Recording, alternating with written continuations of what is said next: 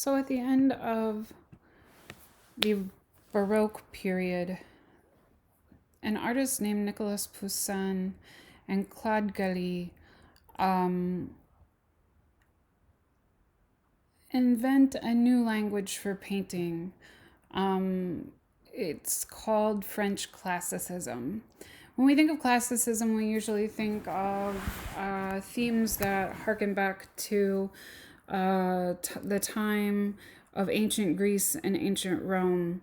But in this case, French classicism uses imagery from ancient Greece and ancient Rome and pulls from myths about ancient Greece and ancient Rome as language for painting subject matter.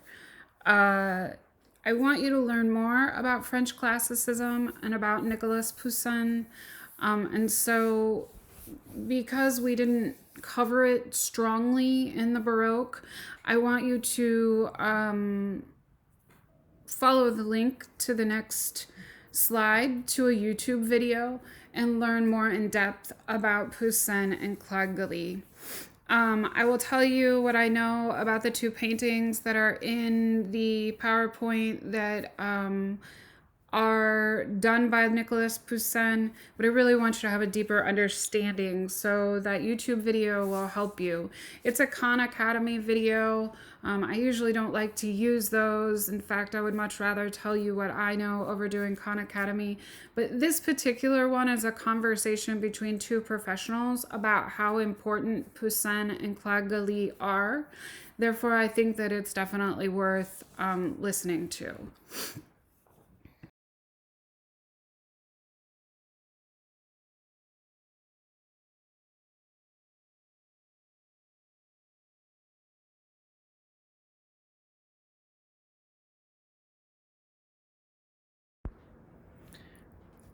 So you're going to find, as we keep going through the history of art from now until the end of the semester, that the artistic eras are going to come very quickly.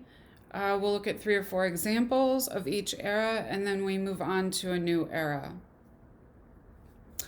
One of the things that dictates how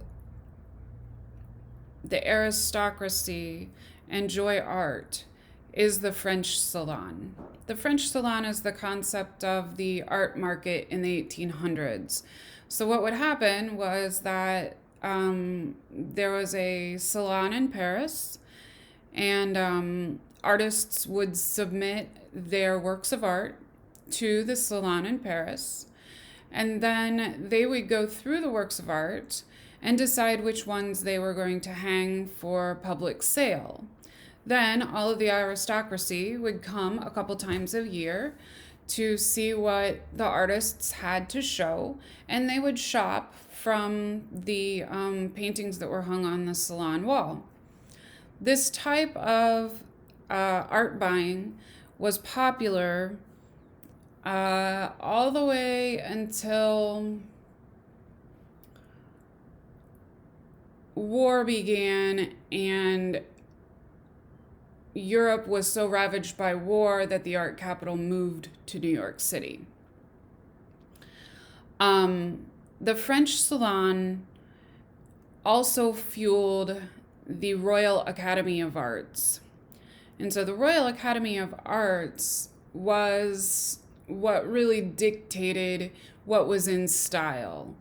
The French salon is the one that purchased them, and how your work of art went with the French salon really made a difference in whether or not you were successful as an artist.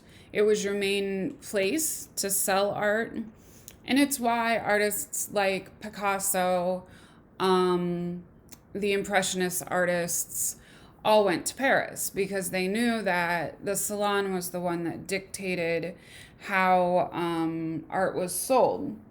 In addition to, the salon lasts for about 100 years, and so does the French Academy. In the French Academy, the highest level of painting was history painting. It was considered superior to other types of painting. Now, when we say history painting, we think of paintings that are based on some sort of historical event, but in all actuality, history painting had a much larger concept to the salon goer population. Um, History painting encompassed paintings based on a historical event, but also mythological events or a biblical narrative. They generally conveyed a moral or intellectual idea. Um,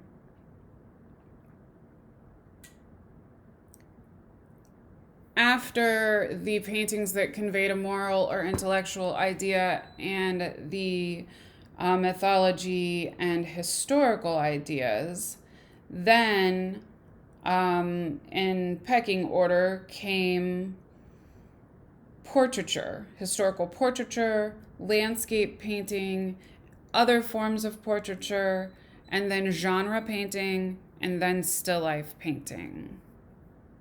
This is a typical painting favored by the French salon scene.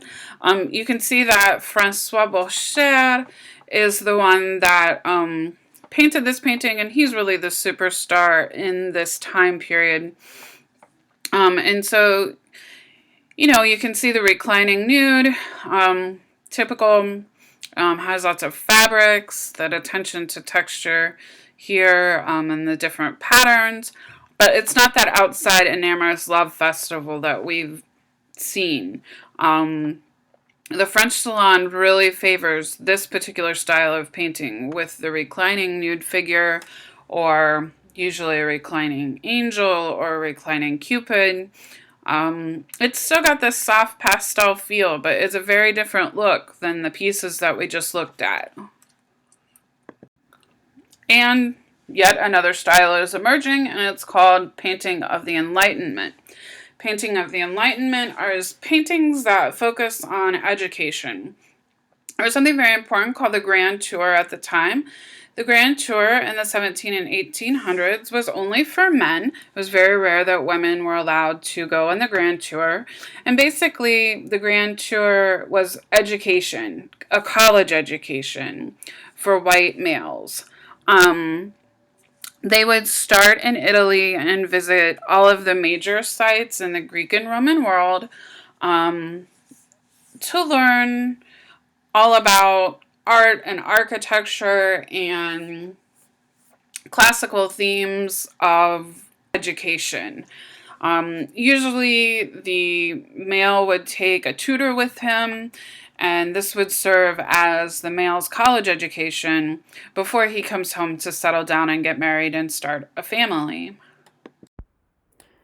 So the Industrial Revolution begins in Great Britain, and it is a product of the Enlightenment. The Enlightenment's focus on education and the value of the individual contribution to society is something that we can trace all the way back to the beginning of the course, where we talked about the rise of the individual in society and how that rise of the individual in society was overshadowed by the divine right to rule. Because the Enlightenment comes about and focuses on education, you get a new sense of understanding from the average person or the average member of society, that they are people of value, that they are people of worth, and that they have ideas that are important. Now, when I say that, that really acts like that opportunity is stretched across all social classes, across all races, across all cultures, and that is not true at all. It was mostly the idea that men and Caucasian men were, even if they did not have the divine right to rule, had significant contributions to society. And so the Enlightenment's focus on education ends up giving power to the middle class and upper class men who were not relying on the divine right to rule to focus on their accomplishments or to adopt the viewpoints and allegiance to the king and only have the king be the one that's powerful. So the individual contribution of men to society and their abilities to think through education become very important. Because of that individual contribution, the Industrial Revolution gets going in Great Britain, and it fuels research and innovation. It produces completely new technologies like electricity. There are discoveries about oxygen and the way oxygen works, how oxygen is made up. And there are new discoveries of how to power machines through steam. And because of those advancements, they're able to start mass production. This fuels the transatlantic slave triangle. It fuels an industrialization and mechanization in farming. And so the really beginning of globalism starts with the Enlightenment. The painting that you see before you is a painting that was done by Wright of Derby, and it shows the curiosity that sparked in society during the late 1700s. What are they doing in the painting? They are learning about a bird. And you can see that there are a few women and children in the picture, but for the most part, you see men, and they're all getting a lesson about the birds. The bottom line is that the Enlightenment powers the individual thought and rationale of white men. And so the Industrial Revolution is a product of that. So this is Diderot. He was a French philosopher and an art critic, and he was a major player in the Enlightenment and the ideas of the Enlightenment.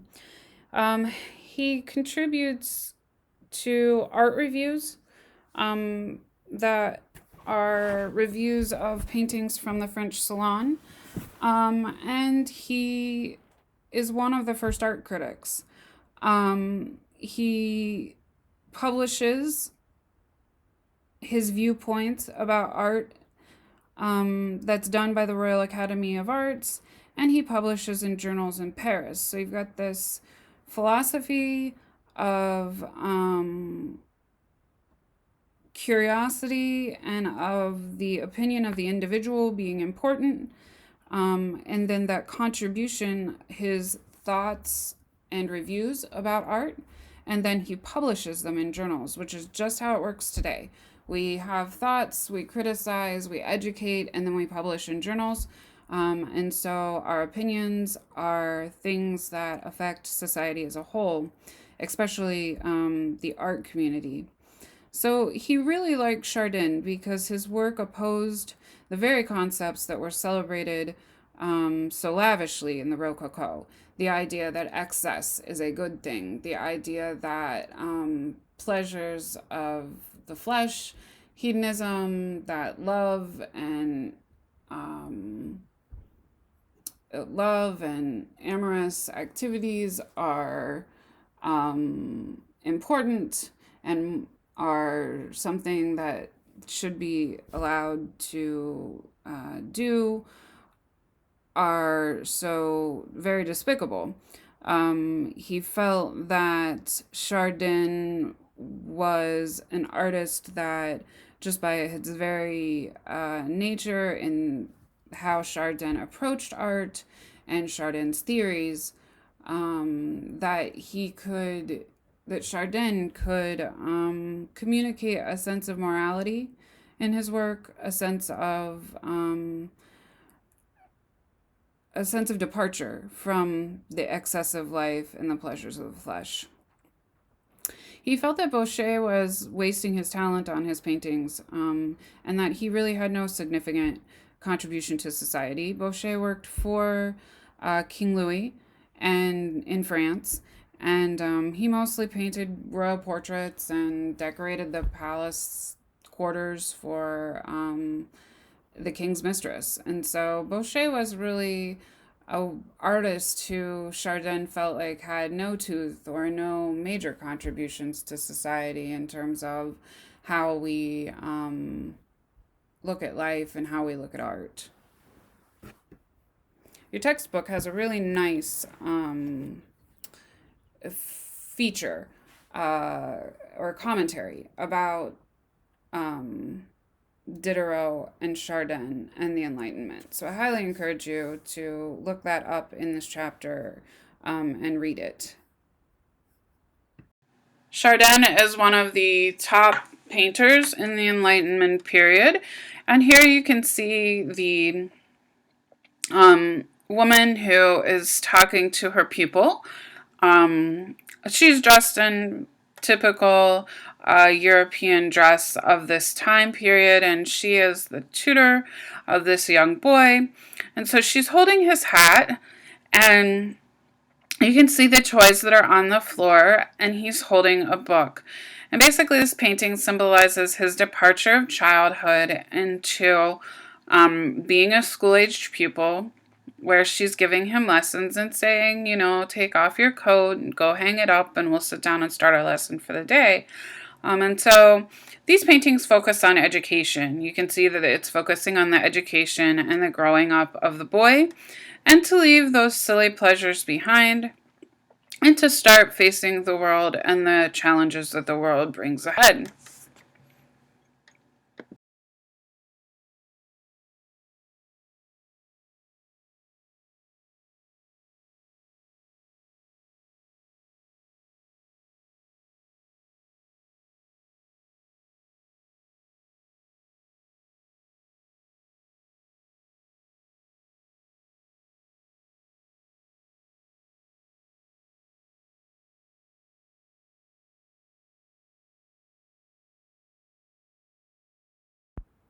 So when people went on the grand tour, oftentimes they wanted to take back with them a souvenir. One of the biggest forms of a high-class souvenir would be a portrait painted by an Italian artist, or a drawing done by one of the Italian artists of the landscape, in this case, the Doge's Palace. The Doge's Palace at the Rivi degli Schiavoni. A doge was a medieval ruler, someone who was part of that powerful oligarchy of families. And so when travelers would travel to Europe, oftentimes they would want to bring back the fineries that you could not find in the United States. We still do that today. When I go to Europe, I always bring back a souvenir. Of course, it's not a souvenir hand drawn or hand painted by a artist, even though I would love to have a Michelangelo to bring back home with me. It tends to be something like a coffee mug. But in this case, because the Industrial Revolution hasn't really been in full swing, we still get these lovely handcrafted souvenirs like a drawing that Canaletto did, or some sort of painting that you would have been able to buy on the street. So there are two types of paintings that the tourists liked. One was called a vedutas, and that is what you're looking at here. It's a painting that sort of has a sense of naturalism. It showed a view that the artist created from real life, but often it captured a panoramic view of the scene where you were visiting. So here you see the Doge's Palace, but you see other buildings behind the Doge's Palace. You also see like the steeple of a couple churches. You see the boats in Venice. So all of those things are things that capture the area in which the tourist would have been touring. There's another type of painting that we'll get to in a minute.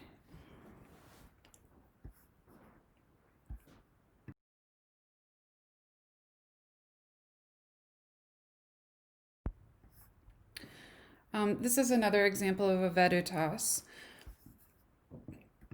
It is done by Pernese. Pernese and Cantaletto were the two main artists that recorded the historical buildings of the Grand Tour. This is a drawing of the Pantheon, And you can see that it incorporates very detailed information about the Pantheon. These are etchings. They're created by the artist on an etching plate. It's basically a drawing with a burin or a pointed tool. And I have a link to show you how artists actually create etchings in this PowerPoint presentation. So if you're interested in how the etching is created, you can get more information as you go through the PowerPoint. But I just wanted to show you another example of a veritas.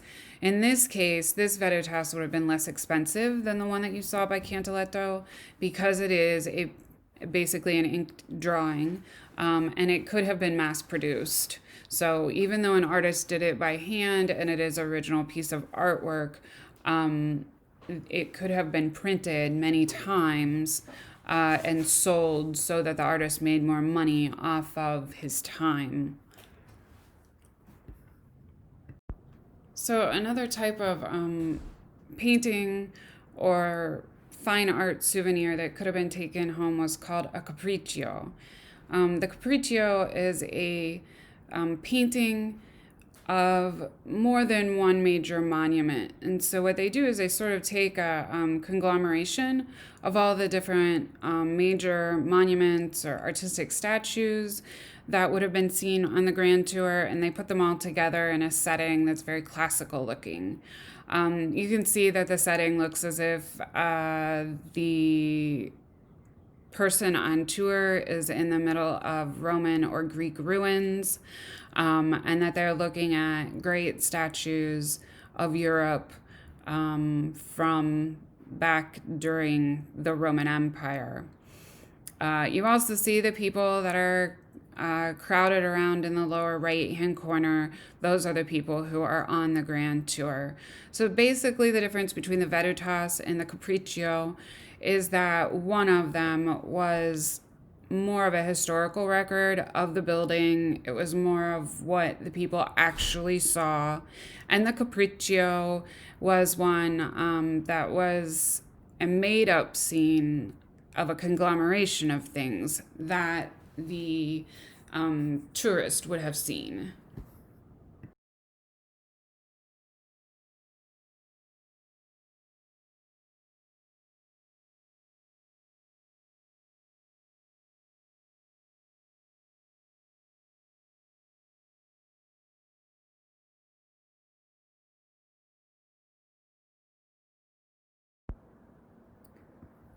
This is Stourhead in Wiltshire, England. It was designed by Henry Flitcroft and Henry Ore.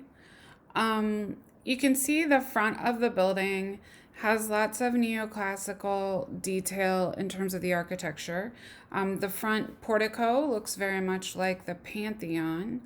And then along the property, which is the picture that you see in the right, there are other sort of miniature buildings that one could meander to.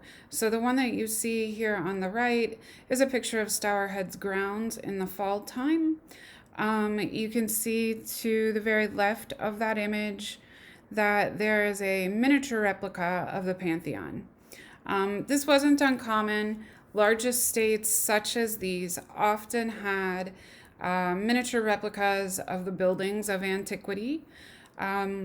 These large grand estates were important to the economy of England because they employed people, but also because they were the families that had the most amount of wealth.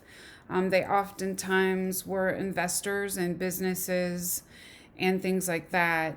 The idea behind these particular buildings was that someone had gone on a grand tour. Even if you lived in England, you would still go on a grand tour to Greece and Italy and places like that. And so someone went on a grand tour and came home and decided that they wanted to show their knowledge of the ancient buildings from antiquity, but also to they had this idea that by building a building that had some of the throwbacks to antiquity, that they were bringing about a culture or an air of humanity that was based on education, but also that was based on formalism and properness. And so when you come into the estate, you were expected to be proper and formal and act in a way that was dutiful to the state and moral. That idea of morality being tied to education was a very important part of English life or European life in the late 1700s.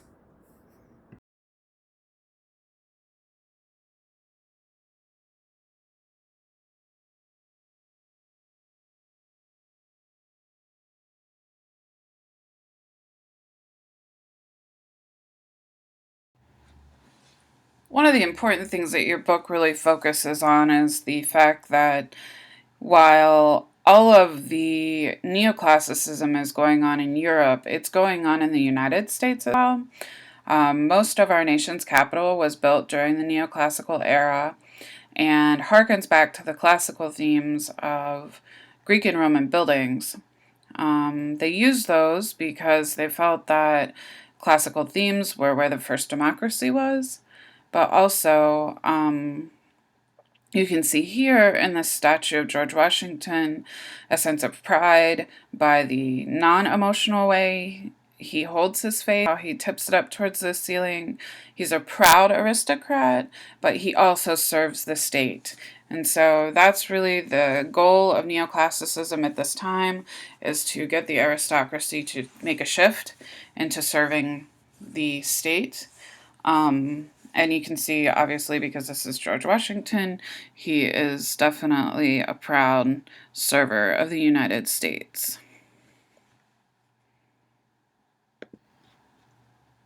So just to mention, going back to you making that chart that we talked about last week, I would suggest that you, in the neoclassical section of your chart, that you would state that paintings take on themes of patriotism, and visually they represent things that look Greek and Roman.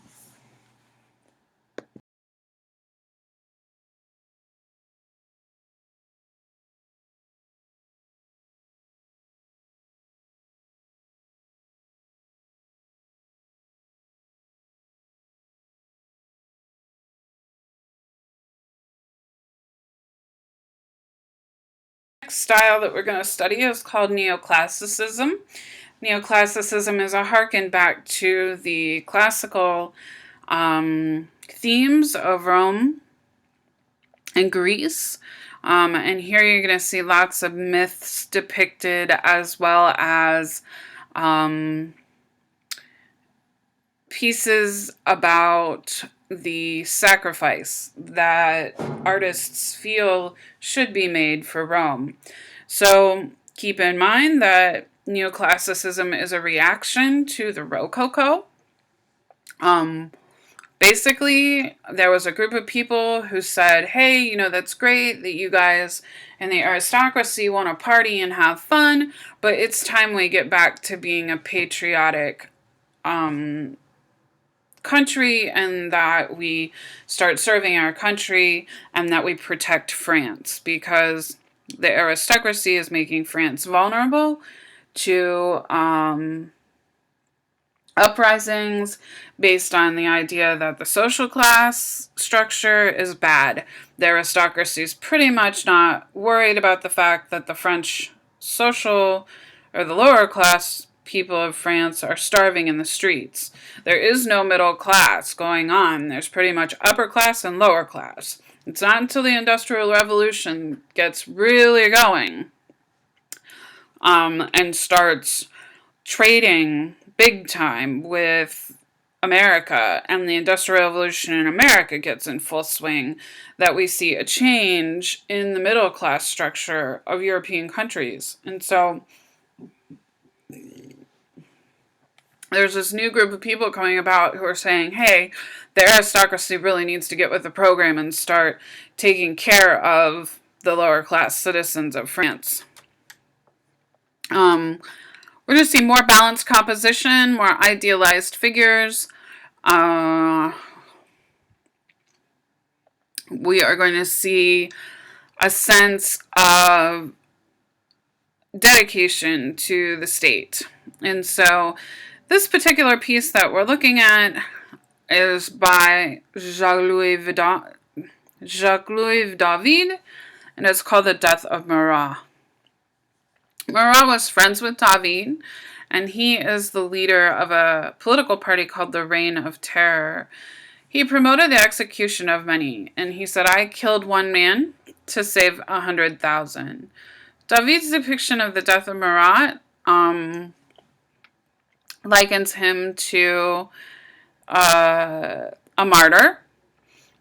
You can see that he's got this little slit up here in the top of his collarbone. It likens him to Jesus dying on the cross with the blood streaming out of the wound. David's depiction of the death of Marat is this, he kind of sanitizes the scene. Marat has committed suicide. And so if the blanket was not there covering the clawfoot tub, you would see a tub full of blood, and it would really be gory. Marat has a skin condition that requires him to take a bath in this special solution. And so David paints him as a Christ-like martyr. David goes to jail and almost gets executed for this revolutionary painting. And so when he's released, he goes back to completely Roman scenes. This is the absolute last time he ever paints something that's political. He in turn begs for the stop of the revolution, but he paints propaganda for Napoleon after he paints this particular piece. Marat was obviously a mover and shaker in France, and so the Napoleon felt threatened by him. This painting is called The Oath of the Horatii, and it was done by David. Jacques-Louis David, when he painted the death of Marat, was ridiculed for the painting and was arrested for it because Marat was a mover and shaker in the world of revolution. He didn't believe in the divine right to rule, and he felt that people needed to return to the duty that they had to their country. And so we call that the duty to the state. Well, because Marat was so prominent in the community and in the leading of opposition, Jacques-Louis David was looked at as supporting Marat. And when you are the court painter, that becomes a bit of a problem.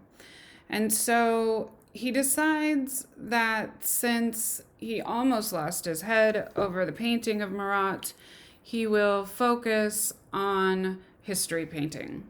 And so he goes back to painting mythological scenes, and this one is called The Oath of the Horatii. You see in front of you two groups of people, or actually what you're seeing in front of you is a family. The people to the far right are the women of the family. They're worried about their husbands and dads and brothers going off to war. You see three people on the left who look as if they are ready for battle for a Trojan War. They are dressed like that as part of the mythological story, but their symbolization really has to do with undertones of the revolution. The man that stands in front of them is their father. He is holding the swords in his left hand up and raising the other hand. He has a red cloak on his body. We know he's the dad because his facial hair makes him look older than the other three boys who are getting ready to go out and fight. The three boys are pledging allegiance to their dad, that they will fight to the death for what the family believes in. The women have an interesting backstory, and that is that the woman to the right is engaged to a man who is fighting for the opposition. And so she's in a predicament. She's either going to lose her fiance, or she's going to lose her brothers and her dad, because these type of wars were wars in which the opposition was completely wiped off of the map, and if you were headed out to support, or if you were headed out to war, you would fight to the death, and to the point where somebody wouldn't come back. The only people that came back were the victors. And so because of that, this painting is about duty to the state. Ironically, this painting ends up becoming the face of the French Revolution. It becomes the painting that is associated with the French Revolution.